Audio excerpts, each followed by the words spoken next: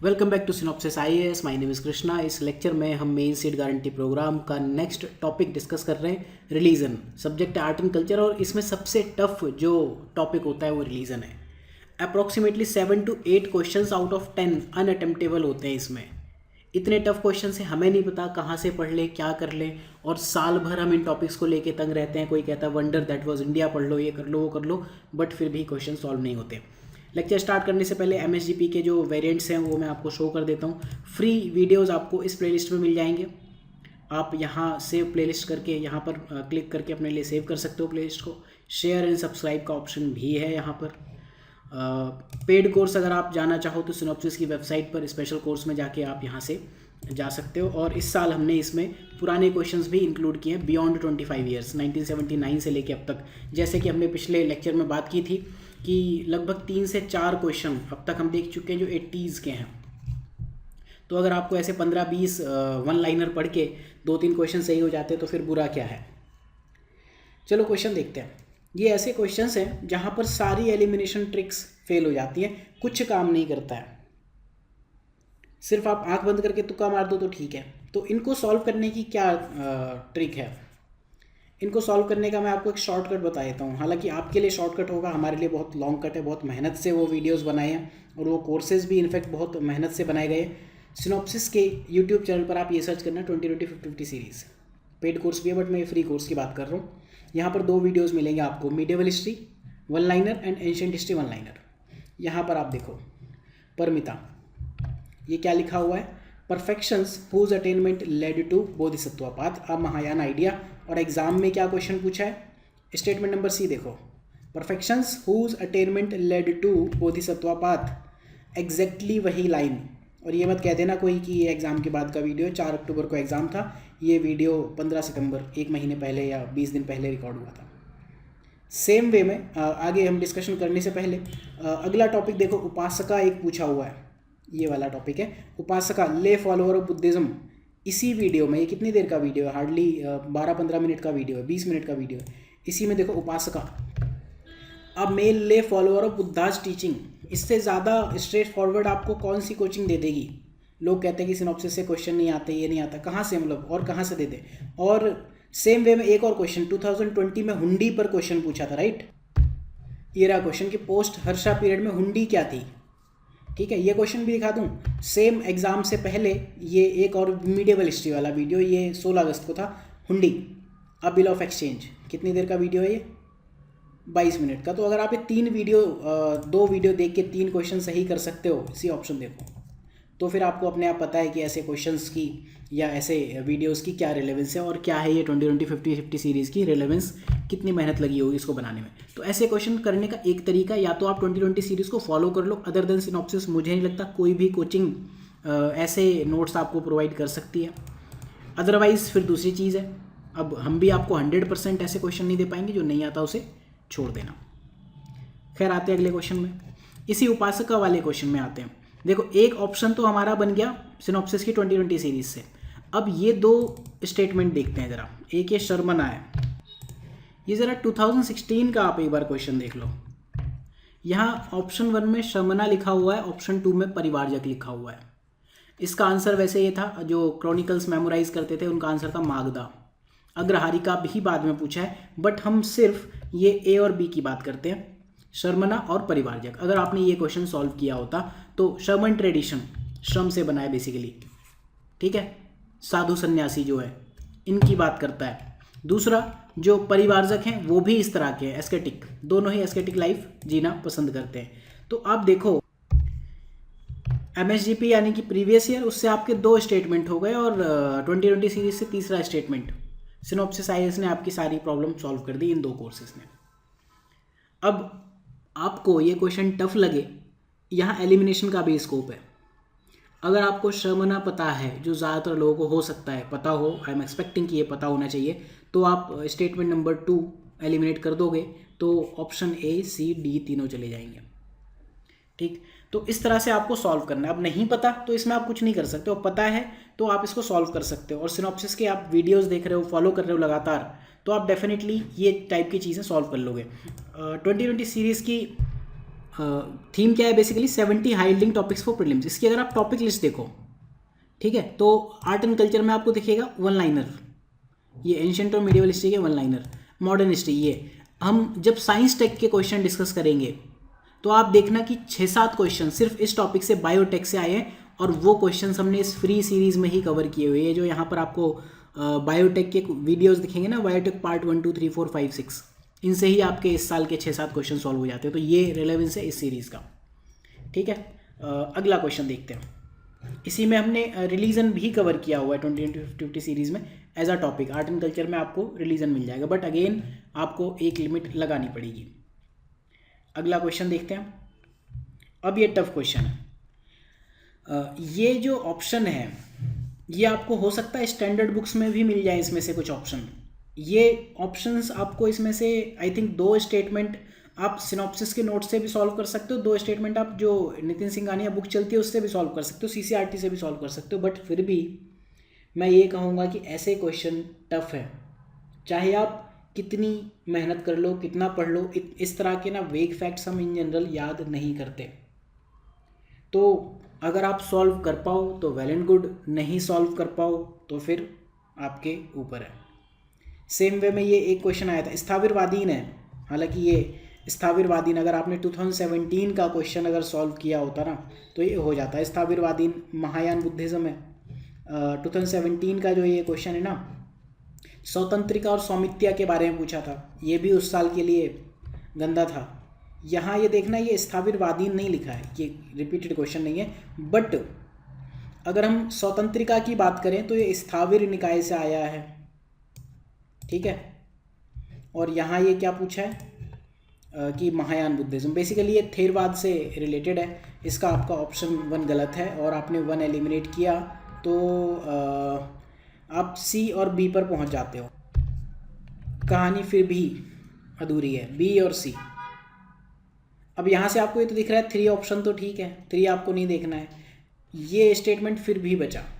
तो हालांकि जैसे देखो मैं बताऊँ, लोकोत्तरवादी ये सिनॉप्सिस की क्लासरूम नोट्स में कवर्ड है, नितिन सिंघानिया में भी है, बट फिर भी इस क्वेश्चन को सॉल्व करना टफ है।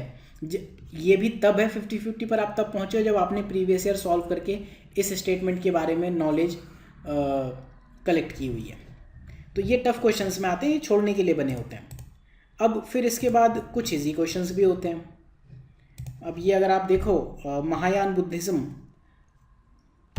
ऐसे क्वेश्चन जिस साल आ जाएं रिलीजन से उस साल आपको सॉल्व कर देने चाहिए। ये तीनों ही फीचर्स हैं महायान बुद्धिज्म के, इसका आंसर आपका डी होगा, ठीक है। तो ये आपको इस तरह के क्वेश्चंस कभी गलत नहीं करने, ये बेसिक से बेसिक सोर्सेज में भी मिलते हैं। और जो ये क्वेश्चन है हमारा स्थाविरवादीन हो गया या स्वतंत्रिका स्वामित्व, ये सब चीज़ें छोड़ने के लिए बनी होती हैं। ये नोट्स में आप जाके पढ़ लेना। अगर आप यूट्यूब पर देख रहे हो तो पॉज करके स्क्रीनशॉट भी ले सकते हो, अदरवाइज़ आप पेड कोर्स के पार्ट हो तो भी आप देख सकते हो। एंड 2017 के जो ये क्वेश्चंस हैं ये लिखा हुआ है, इनके बारे में जितनी डिटेल हम दे सकते थे।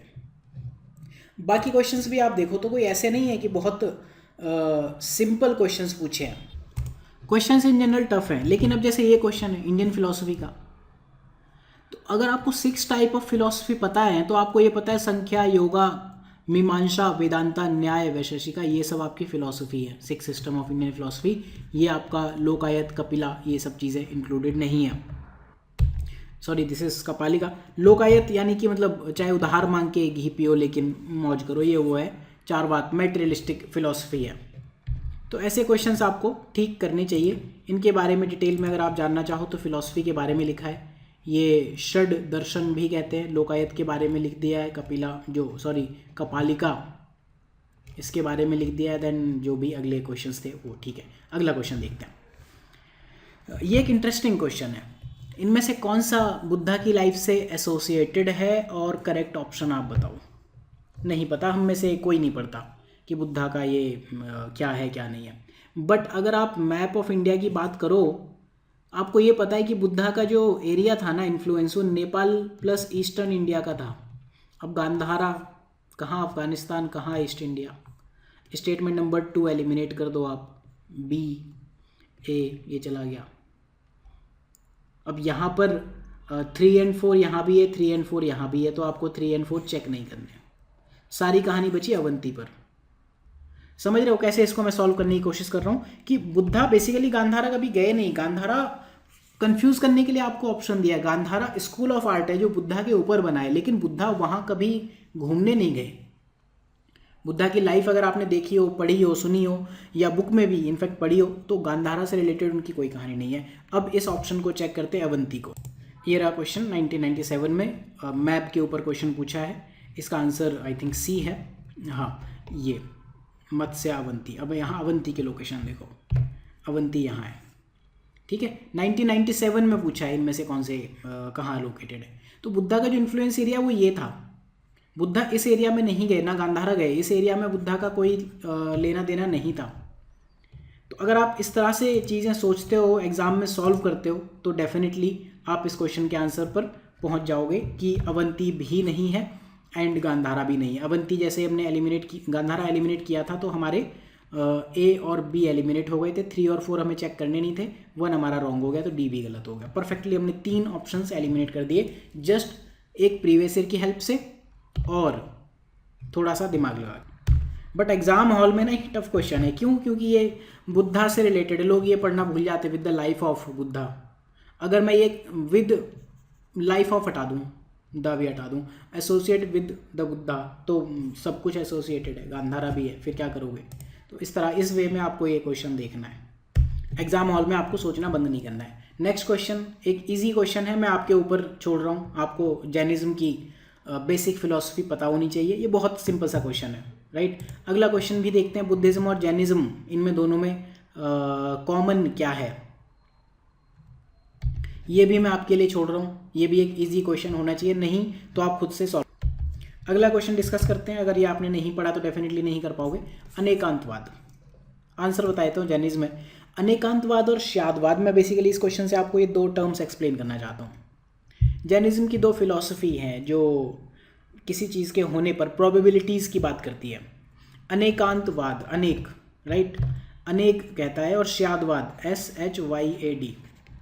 श्याद मतलब हो गया शायद, अनेकांत मतलब अनेक।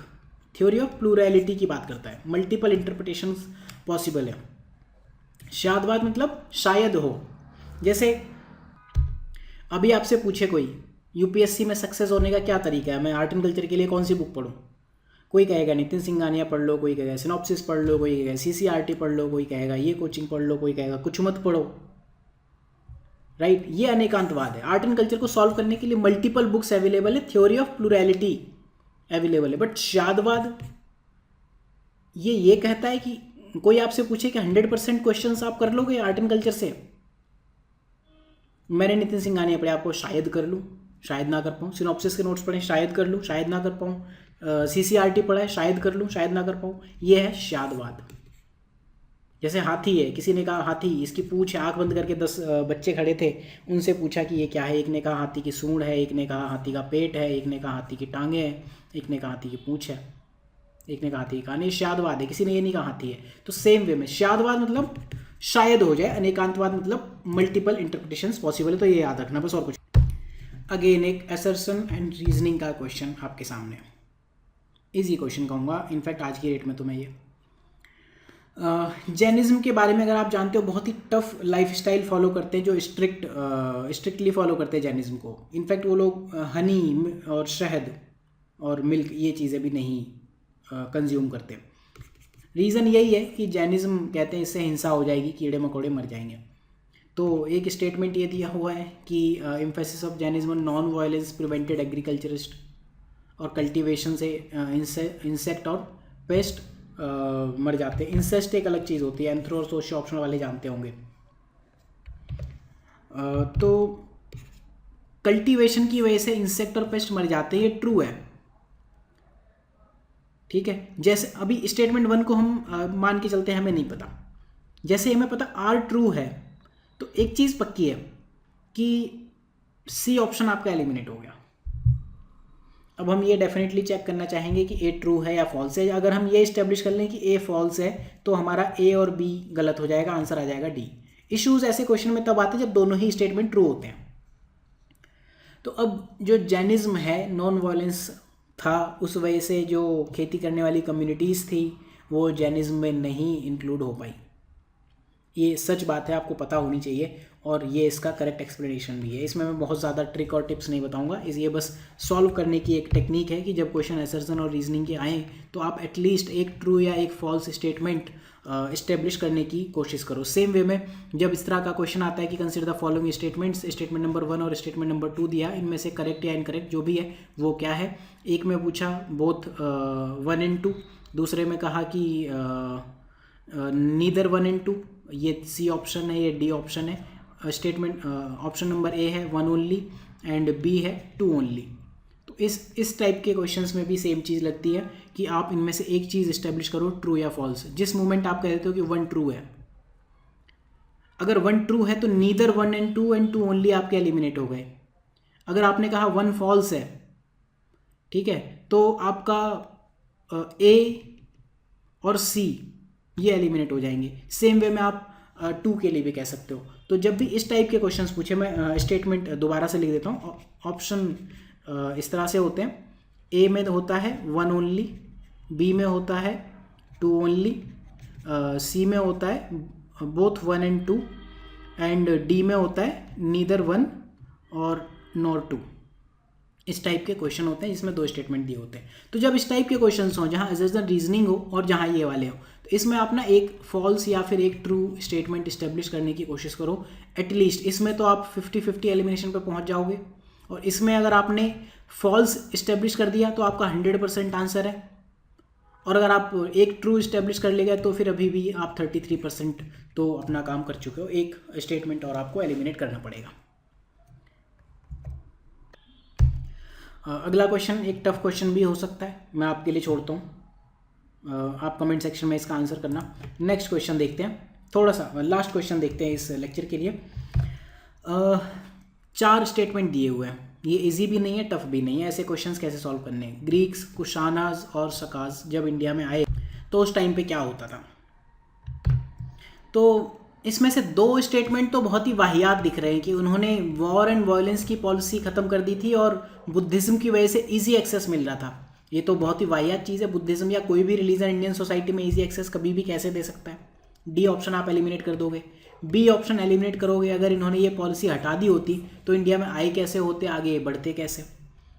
तो इसमें आप क्या करोगे, बी और डी तो आपने इमीडिएटली एलिमिनेट कर दिए ये देख के कि ये बहुत ही वाहियात से स्टेटमेंट है, कतई बेहुदा।